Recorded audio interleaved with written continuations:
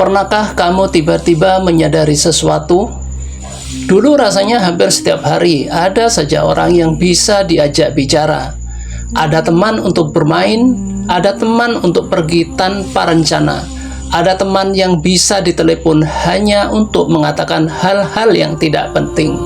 Bahkan ketika sedang tidak punya uang sekalipun, tetap saja ada yang mengajak berkumpul. Tapi sekarang, makanya kalau orang nggak punya temen tuh, aduh, kalau nggak nongkrong, resiko dia jadi orang freak tuh besar banget. Ini serius nih, ini based on study nih. entah sejak kapan semuanya berubah. Nomor di dalam kontak ponsel semakin banyak, tetapi orang yang benar-benar bisa kita hubungi justru semakin sedikit. Dulu kita punya banyak teman, sekarang mungkin hanya tersisa 2 atau 3 orang saja. Dan anehnya, semakin dewasa kita justru mulai merasa nyaman dengan keadaan itu. Lalu muncul sebuah pertanyaan, kenapa semakin dewasa teman kita semakin sedikit? Bagaimana jika kamu tidak punya teman selama setahun? Hari pertama, semuanya terasa biasa. Kamu menjalani hari sendirian, makan sendiri, pergi sendiri, pulang sendiri. Kamu mikir, sendiri itu lebih tenang, gak ribet. Hari ketiga, kamu mulai terbiasa. Chat mulai sepi, notifikasi hampir gak ada. Gak ada yang ngajak ngobrol, gak ada yang nanya kabar. Tapi kamu masih merasa itu bukan masalah besar. Hari ke-7, pikiran mulai berubah. Kamu mulai overthinking, hal kecil terasa lebih berat karena dipendam. Sendiri, tertawa jadi lebih jarang, diam jadi lebih sering.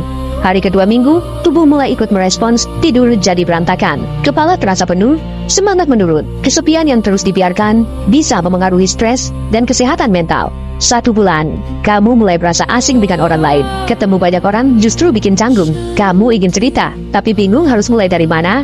Perlahan, rasa percaya diri ikut menurun. Nah, kamu bingung cara cari teman. Ketika masih kecil, berteman itu sangat sederhana. Kamu duduk di sebelah seseorang di sekolah, besoknya kalian sudah menjadi teman. Tidak perlu tahu dia berasal dari keluarga seperti apa, tidak perlu tahu pekerjaannya apa, tidak perlu tahu berapa banyak uang yang dia punya, bahkan tidak perlu punya kesamaan prinsip.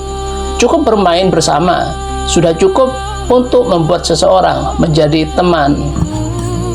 Saat remaja pun hampir sama.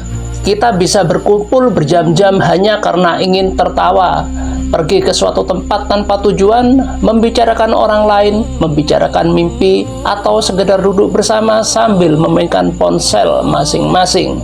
Tetapi kemudian kita tumbuh dewasa dan kehidupan mulai meminta sesuatu dari kita. Sekolah berubah menjadi pekerjaan, waktu bermain berubah menjadi waktu mencari uang, obrolan tentang mimpi berubah menjadi cicilan, pekerjaan, keluarga, dan masa depan. Teman yang dulu bisa ditemui setiap hari, kini mungkin tinggal di kota yang berbeda, bahkan negara yang berbeda. Dan tanpa kita sadari, jarak mulai melakukan pekerjaannya. Sekarang kita mulai menyadari bahwa tidak semua orang cocok berada dalam kehidupan kita. Ada teman yang hanya datang ketika membutuhkan sesuatu. Ada teman yang selalu membawa masalah. Ada teman yang membuat kita merasa kecil. Ada juga teman yang sebenarnya baik, tetapi hubungan itu perlahan menghilang karena kehidupan membawa kita ke arah yang berbeda. Dan akhirnya kita belajar satu hal, tidak semua hubungan harus dipertahankan. Kalau kamu ada di titik di mana tidak ada lagi teman untuk berbagi cerita, tidak ada yang mengajak makan atau sekedar mencari saat akhir pekan, bahkan HP-mu mulai sunyi dari pertanyaan, apa kabar? Sampai akhirnya kamu terbiasa melakukan semuanya sendiri. Minum teh sendiri, jalan sendiri, sampai bepergian pun sendiri. Kalau kamu di fase itu, aku justru ingin mengucapkan selamat. Tolong jangan merasa malang, karena ini bukan tentang kesepian, tapi tentang kejernihan. Ini tandanya kamu sudah sampai di level yang lebih tinggi, di mana kamu tidak lagi butuh keramaian hanya untuk merasa utuh. Kamu adalah orang pilihan yang sudah selesai dengan urusan validasi orang lain. Kamu punya kemewahan untuk tenang tanpa harus sibuk mencari perhatian. Bisa berdamai dan merasa cukup dengan diri sendiri, itu bukan kesedihan, itu adalah kemenangan. Dan kalau kamu sudah bisa menikmatinya, kamu adalah orang yang paling beruntung. Mungkin suatu hari nanti kamu akan melihat daftar kontak di ponselmu. Ratusan nama ada di sana, tetapi hanya beberapa yang masih kamu ajak bicara. Jangan merasa gagal karena itu. Jangan merasa hidupmu menjadi sepi hanya karena lingkaran pertemananmu semakin kecil. Karena bisa jadi, dari ratusan orang yang pernah masuk ke dalam hidupmu, hanya beberapa yang memang ditakdirkan untuk tinggal lebih lama. Dan mungkin itulah arti sebenarnya dari menjadi dewasa.